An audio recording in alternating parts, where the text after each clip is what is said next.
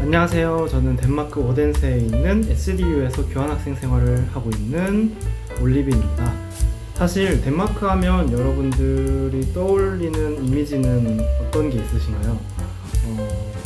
저 같은 경우에는 항상 덴마크 요거트, 덴마크 우유 이런 것들만 떠올랐었는데요. 오늘은 사실 덴마크의 도시가 어떤 도시가 있는지 또 잘 모르시는 분들도 많을 거라 생각을 해요. 하지만 덴마크에는 정말 많은 도시들이 있고 정말 많은 즐길거리들이 있거든요. 덴마크에 살고 있는 교환학생으로서 덴마크엔 어떤 관광지가 있고 어떤 즐길 것들이 있는지 오늘 한번 알려드리고자 합니다. 네, 그럼 먼저 덴마크의 수도인 코펜하겐에서 어떤 즐길 것들이 있었는지 먼저 알려드리도록 하겠습니다. 첫 번째로 제가 제일 추천드리고 싶은 곳은 덴마크 왕립 도서관인 블랙 다이아몬드예요.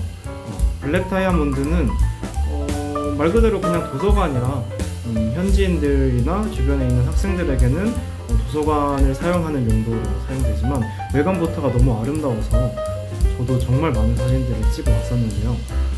시간적 여유가 되신다면 왕립 도서관에 가셔서 들어가는 데는 따로 돈이 들거나 하진 않으니까요. 들어가셔서 조금의 코펜하겐 사람들의 일상처럼 휴식도 좀 즐기시고 또 그 앞에 바로 강이 있어서 그 강 앞에 있는 벤치에서 쉬셔도 좋을 것 같습니다.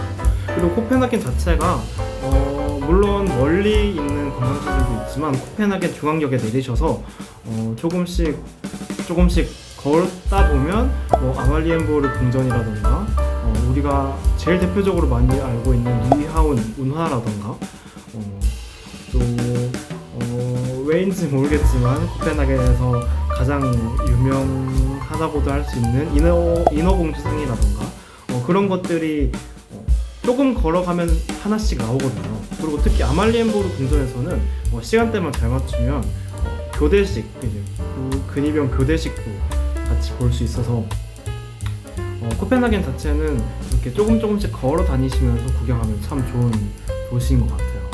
제가 마지막으로 코펜하겐에서 추천드릴 곳은 루이지애나 미술관입니다.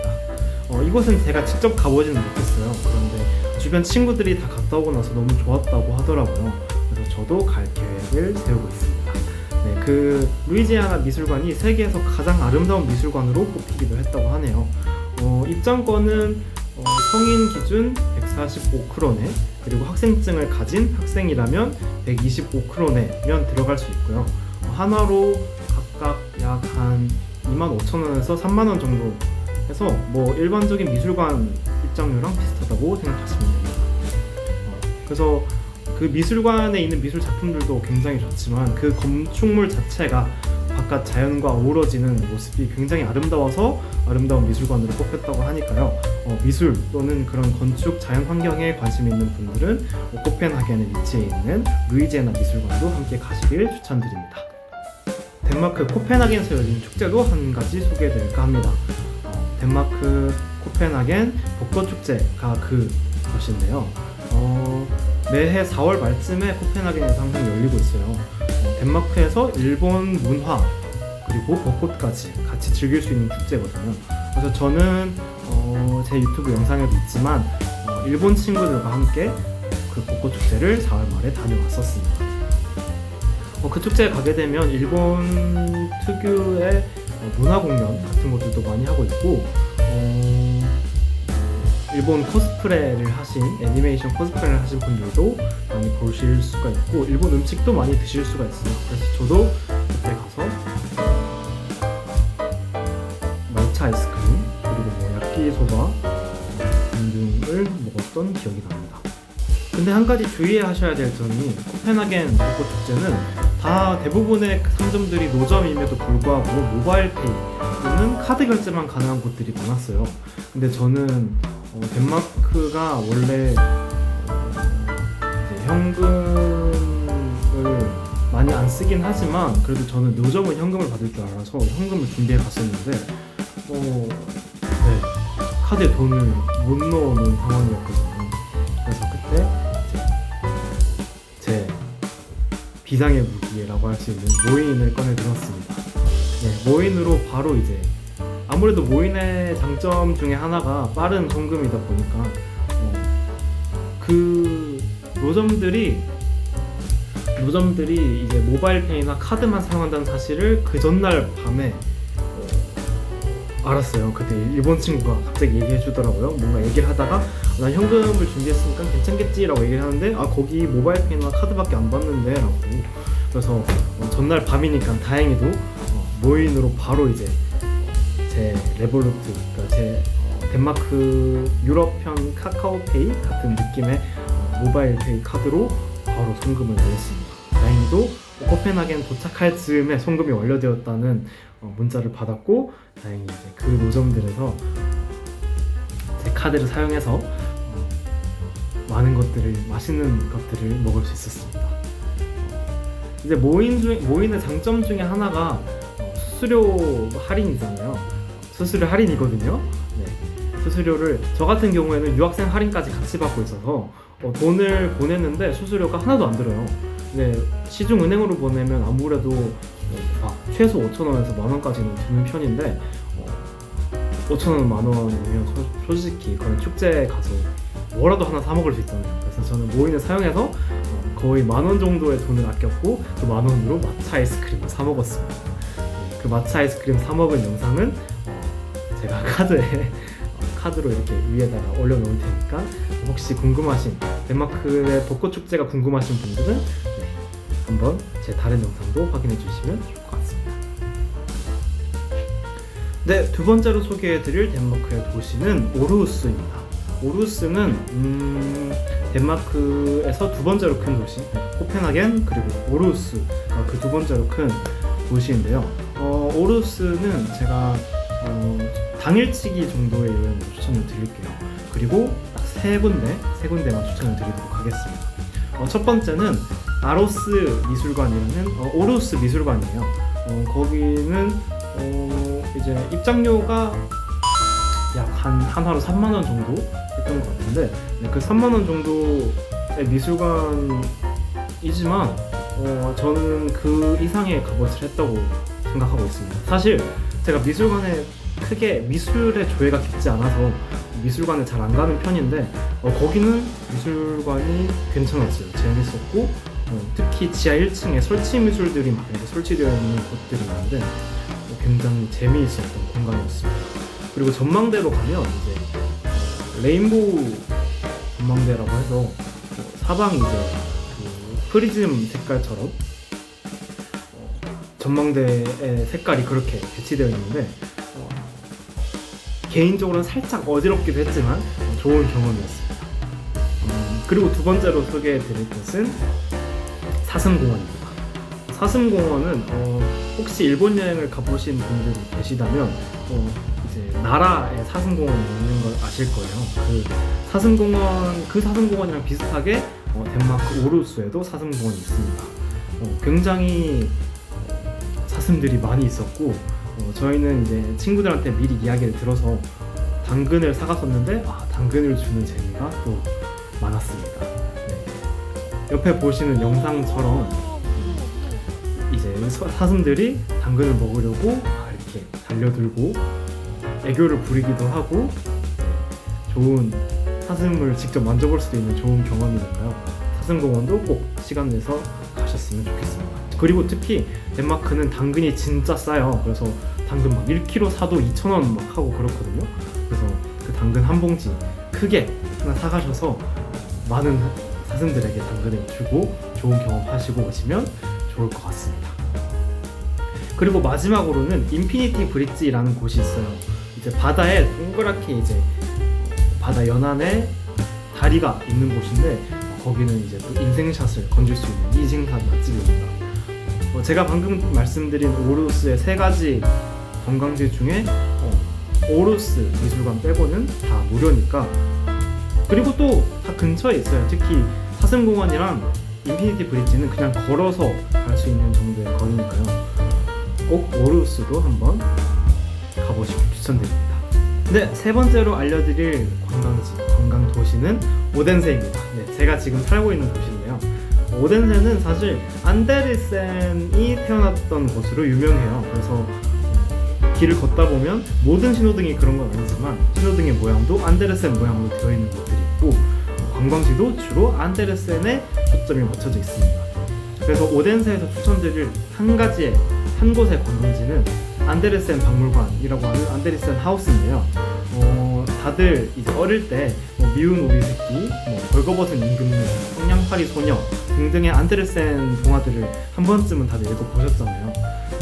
그 안데르센 하우스에 들어가게 되면 처음에는 안데르센의 생애 그리고 안데르센이 적었던 책, 노트 이런 것들이 막 전시되어 있어서 초반에는 따분하게 느껴지실 수도 있어요. 하지만 이제 그 관들을 지나고 나면 안데르센이 썼던 동화들에 대한 이야기를 설치 미술로서 다 하나씩 전시를 해놨거든요. 그 전시 작품들을 보는데 굉장히 심오한 것들도 있고 이렇게 표현할 수도 있구나 싶은 것들도 있고, 그리고 특히 인어공주 같은 경우에는 저희가 알고 있는 디즈니의 인어공주랑 그 안데르센 원작의 인어공주랑 살짝 다르거든요. 그런 인어공주의 원작의 인어공주를 한 번 더 보실 수 있는 그런 경험도 되실 것 같아요. 그리고 안데르센 하우스는 기념품 샵이 찐입니다. 안데르센 하우스의 기념품 샵이 진짜 살짝 가격이 있긴 하지만 이쁜 것들이 정말 많아요. 동화랑 연관지어서 만든 굿즈들이 많다 보니까 그 굿즈들도 한 번씩 아이 쇼핑을 하시든 구경하시는 재미가 있으실 것 같습니다. 안데르센 하우스 입장료 같은 경우에는 약 165크로네 정도로 약 한 3만원 정도 합니다. 근데 그 3만원이 절대 아깝지 않고, 그리고 주로 이제 보시는 동안 헤드폰을 끼고 걷게 되실 거예요. 그 헤드폰은 당연히 입장료에 포함이 되어 있고 오디오 이제 영어로 나오긴 하는데요. 영어로 이해하실 수 있는 분들이라면 정말 깊고 풍부한 지식을, 안데르센에 대한 이야기를 같이 들으실 수 있을 겁니다. 그리고 그 티켓 안에 안데르센 생가에 들어갈 수 있는 티켓도 포함이 되어 있으니까요. 오덴세에 오신다면 안데르센 하우스, 그리고 안데르센 생가, 그리고 안데르센 하우스의 기념품 샵까지 다 둘러보시기를 추천드립니다. 네 번째로 소개해드릴 곳은 스카겐이에요. 스카겐은 덴마크 최북단에 있는 도시인데요. 덴마크 최북단의 스카겐은 사실 도시의 이름이고 그레넨이라는 곳이 실제 관광지 이름인데, 그 그레넨은 어떤 곳이냐면 서쪽에서는 이제 북해, 서쪽에는 북해, 그리고 동쪽에는 발트해, 그래서 그 두 바다가 만나는 지점이 있는 곳이에요. 그래서 실제로 가보면 파도가 이렇게 바다 중간에서 이렇게 맞부딪히고 있는 광경을 보실 수가 있습니다. 그래서 흔히들 세상의 끝이라고도 불리는 곳인데, 물론 이제 덴마크만 여행을 하시는 게 아니라면, 덴마크에 오래 머무를 계획이 아니시라면 여기까지 가는 데는 조금 힘들 수도 있어요. 왜냐면 코펜하겐에서 정말 좀 많이 멀고, 제가 오덴세에서 갈 때도 기차 타고 약 한 5시간 정도는 갔어야 되는 곳이기 때문에 살짝 거리가 있습니다만 세상의 끝, 그리고 바다와 바다가 맞부딪히는 곳이어서 덴마크에 오래 머무르실 계획이 있으신 분들이라면 꼭 추천드립니다. 사실 스카겐에는 볼 게 그레넨밖에 없긴 해요. 하지만 저 같은 경우에는 같이 교환학생 하고 있는 친구들이랑 같이 1박 잡고 갔던 거라 그레넨 가서 이제 세상의 끝도 보고, 그리고 그 다음날은 그레넨 바다에서 아침에 일출도 보는 그런 낭만적인 경험을 했습니다. 그래서 스카겐은 이제 덴마크에 오래 계실 분들, 아니면 이제 시간적으로 여유가 계신 분들에게 추천드리는 여행지입니다. 네, 마지막으로 이제 빌룬드를 소개해드릴까 해요. 이제 한국에도 작년인가 재작년 그쯤에 이제 춘천에 레고랜드가 생겼잖아요. 사실 덴마크가 레고의 나라였다는 걸 알고 계셨나요? 저는 사실 몰랐어요. 덴마크에 오고 나서야 레고가 덴마크 거구나를 알게 됐는데, 네, 레고는 덴마크 겁니다.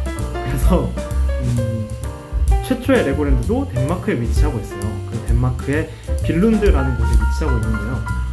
여기 제가 지금 살고 있는 오덴세에서는 버스 기차 타고 1시간, 1시간 반 정도면 도착을 해요. 그래서 레고랜드, 사실 제가 한국에서는 레고랜드를 못 가봐서 잘 비교를 못 하겠지만 덴마크에 있는 레고랜드, 빈란드에 있는 레고랜드는 생각보다 재밌었어요. 이제 사실 제 선입견일 수도 있지만 한국의 레고랜드라고 했을 때 굉장히 가족당 또는 아이들을 위한 놀이공원 같다라는 생각을 많이 했는데, 빈란드에 있는 레고랜드는 코스터 종류도 굉장히 많았고, 이제 레고로 지은 세계 각국의 랜드마크들, 뭐 타지마할, 에펠탑, 뭐 콜로세움 이런 것들도 다 전시가 되어 있고, 아쿠아리움도 있고요.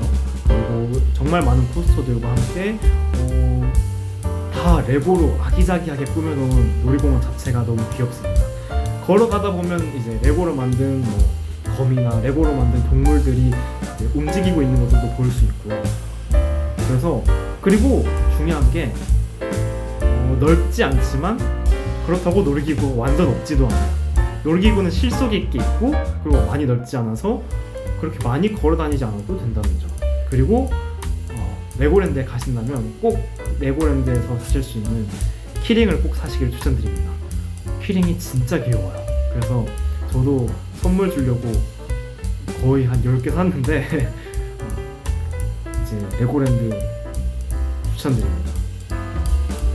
레고랜드 입장권 같은 경우에는 약 한 330크로네, 350크로네 정도 할 거예요. 그래서 입장료는 한 7만 원 정도 생각하시면 되는데, 뭐 사실 한국에서도 할인 안 받고 들어가면 그 정도 하긴 하고, 또 뭐 USJ, 뭐 유니버셜 스튜디오나 아니면 디즈니랜드에 비하면 가격이 괜찮으니까, 그리고 코스터나 놀이기구를 못 타실 일이 없으시니까 저는 다 타고 나왔어요. 진짜 한 놀이기구는 2번 타고 나왔거든요. 그래서 그 정도로 알차게 즐기실 수 있는 곳이니까 시간적 여유가 있으신 분들은 레고랜드도 꼭, 빈란드에 있는 레고랜드도 꼭 가보시길 추천드립니다.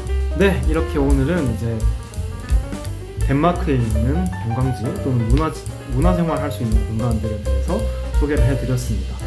덴마크가 사실 뭐 오신다고 하시면 유럽 여행을 쭉 보는 분들이시라면 코펜하겐만 들리고 가실 가능성이 높지만, 사실 덴마크라는 나라가 그렇게 작은 나라도 아니고 굉장히 많은 관광지 스팟, 문화생활 스팟들이 있는 곳이거든요. 그래서 많은 분들이 오셔서 덴마크를 확실하게 즐기고 가셨으면 좋겠습니다. 그리고 언제나 교환학생 생활을 하시는 분들이라면 덴마크든 어디든 유럽 어디 있어도 모인을 사용하셔서 수수료 아끼셔서 저처럼 축제에서 말차 아이스크림 하나 더 사드시고요. 네. 행복하게 즐기고 가셨으면 좋겠습니다. 저는 그러면 다음 정보 공유 영상으로 돌아오도록 하겠습니다. 안녕.